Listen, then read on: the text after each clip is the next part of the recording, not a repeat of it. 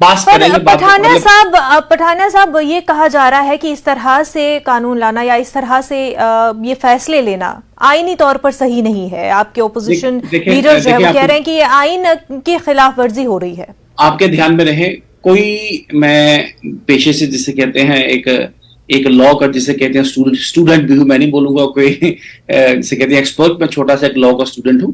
मेरे साथ आके डिबेट करें, मेरे साथ आके बात करें, मुझे बताएं कौन सा आयन का, संविधान का जिसे कहते हैं कौन सा प्रावधान की उल्लंघना हुई है। हाँ, उल्लंघना हुई थी पिछले 6-7 दशकों से, जो इनका जायज हक था, उस हक से ये लोग वंचित रखे गए।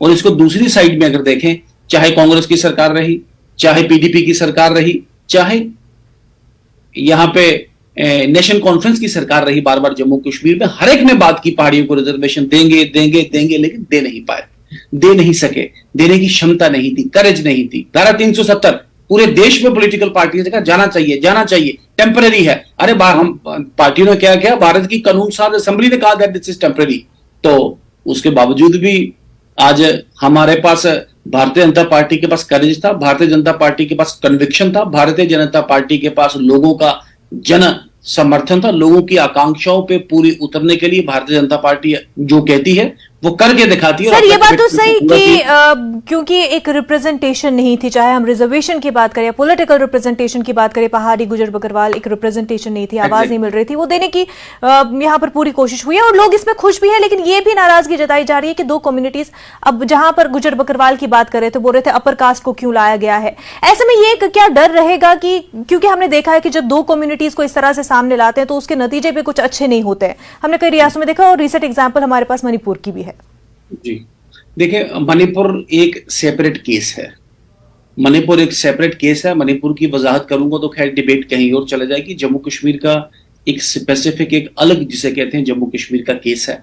सबसे पहले तो वाजा किया गया है कि जो गुज्जर और बकरवाल जो बिरादरी है, इनकी रिजर्वेशन को कहीं भी टच नहीं किया जाएगा। एक पार्ट, जो भी एजुकेशनल इंस्टीट्यूशंस में, चाहे वो नौकरी के लिए या एडमिशन के लिए जो जिसे कहते हैं रिजर्वेशन होती है, उनकी in addition to that reservation दी जाएगी।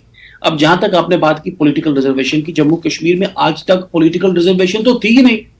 अब आप बोले कि गुज्जर बकरवाल की पॉलिटिकल रिजर्वेशन का जो शेयर है वो जियोपॉलिटिक्स हो गया, नॉट एट ऑल। आज तक पॉलिटिकल रिजर्वेशन थी ही नहीं। और आप सबके ध्यान में रहे, जो भारत का संविधान, जो रिप्रेजेंटेशन ऑफ पीपल्स एक्ट और जो डिलिमिटेशन एक्ट के जो पैरामीटर्स हैं, उन पैरामीटर्स के तहत एक प्रदेश में इतनी सीट्स एसटीज के लिए रिजर्व होती हैं commensurate to their total population. उनकी टोटल पॉपुलेशन में कितना परसेंटेज है, मान लीजिए 100 में से 10% यहां पे पॉपुलेशन है, तो 100 में से 10 सीट्स यहां पे एसटीज के लिए रिजर्व होंगी। अब जो नए ग्रुप्स जो नए इसमें ऐड किए गए हैं, उससे ओवरऑल पहाड़ी या गादा ब्राह्मण या कोली जितने भी लोग ऐड हुए, इससे ओवरऑल जो पॉपुलेशन है एसटीज की वो बढ़ेगी। और अगर एसटीज की पॉपुलेशन बढ़ेगी तो नंबर ऑफ सीट्स रिजर्व भी बढ़ेगा। तो ये समझने की बात है, बिल्कुल मोटी मोटी, कोई ज्यादा इस पे लीगल सेंस नहीं चाहिए। जहां तक नौकरियों की रिजर्वेशन है, वो in addition to the already accorded reservation होगी। जो पॉलिटिकल रिजर्वेशन की बात है, सीटें ही बढ़ जाएंगी, तो कहां एक दूसरे से कशमकशी बात होगी। पठानिया साहब, तो फिर क्या इसका जो है एक फायदा आप देख रहे हैं कि बीजेपी को होता हुआ आने वाले इलेक्शंस में, क्योंकि और ओपोजिशन पार्टियां भी जो है वो नियत पर भी सवाल खड़े कर रहे हैं, यहाँ पे बोल रहे हैं कि डिलिमिटेशन का भी मकसद यही था और अब जो ये बात की जाती है या ये स्टेप्स लिए जा रहे हैं, ये तो बस एक वोट वाली सियासत हो रही है। देखिए क्या करें, बेचारों के लिए बोलने के लिए इनके पास है कुछ नहीं, लोगों में बात क्या करें, दबे शब्दों में वेलकम भी करते, लेकिन साथ में जैसे आपने कहा, कहते हैं आयन की उल्लंघना हो रही है।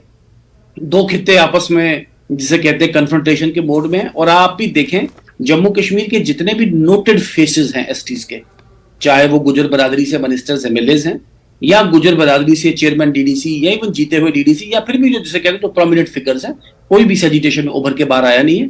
एक लेस नोन कुछ लोगों ने इसे स्कैटल करने की कोशिश की है। मेरा उनसे भी अनुरोध है, मैंने 2 पॉइंट पे इसको काउंटर किया कि जहां तक एजुकेशनल और जिसे कहते हैं अपॉइंटमेंट की जो रिजर्वेशन है वो डिस्टर्ब नहीं होगा। इन एडिशन टू दैट बाकी ग्रुप्स को दी जाएगी। जहां तक पॉलिटिकल रिजर्वेशन की बात है, सबसे पहले तो वो थी नहीं, और अब जो आएगी वो इन एडिशन वो ओवरऑल एसटीज की पॉपुलेशन बढ़ जाएगी, ज्यादा सीट रिजर्व होगी। बिल्कुल, और अब यही देखना है कि अब